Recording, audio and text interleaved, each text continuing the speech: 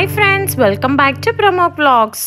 ఈ రోజు వీడియోలో రాగి జావని చూపించబోతున్నాను. సీజన్ తో వయసుతో పని లేకుండా ప్రతిరోజు పిల్లల దగ్గర నుంచి పెద్దవాళ్ళ వరకు హ్యాపీగా తాగొచ్చండి.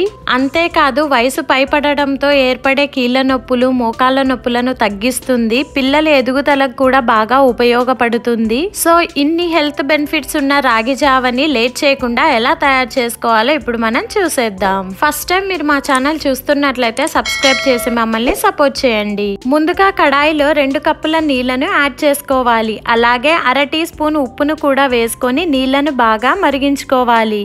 నీళ్లు మరిగేలోగా ఒక బౌల్లో 3 టేబుల్ స్పూన్ల రాగి పిండిని తీసుకొని కొద్ది కొద్దిగా నీళ్లను యాడ్ చేసుకుంటూ ఉండలు లేకుండా కలుపుకోవాలి. ఇలా కలుపుకున్న తర్వాత మరుగుతున్న నీళ్లలో తిప్పుకుంటూ యాడ్ చేసుకోవాలి. ఫ్లేమ్ ని లోలో పెట్టుకొని తిప్పుకుంటూ 5 నిమిషాల పాటు ఉడికించుకోవాలి. 5 నిమిషాల తర్వాత చూడండి కొంచెం థిక్ అయింది. ఇలానే తిప్పుకుంటూ అడుగు అంటుకోకుండా మరో 5 నిమిషాల పాటు ఉడికించుకుందాం.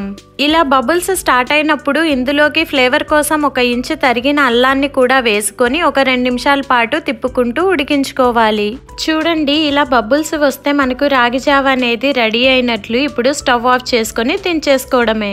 రాగి జావ కన్సిస్టెన్సీ అనేది ఇలా జారుగా కాకుండా గట్టిగా కాకుండా ఇలా ఉండాలండి. మీరు ఈ రాగి జావని వేడివేడిగా అయినా తీసుకోవచ్చు లేదా చల్లారాకైనా తీసుకోవచ్చు. గార్నిష్ కోసం అల్లం తురుమును వేస్తున్నానండి.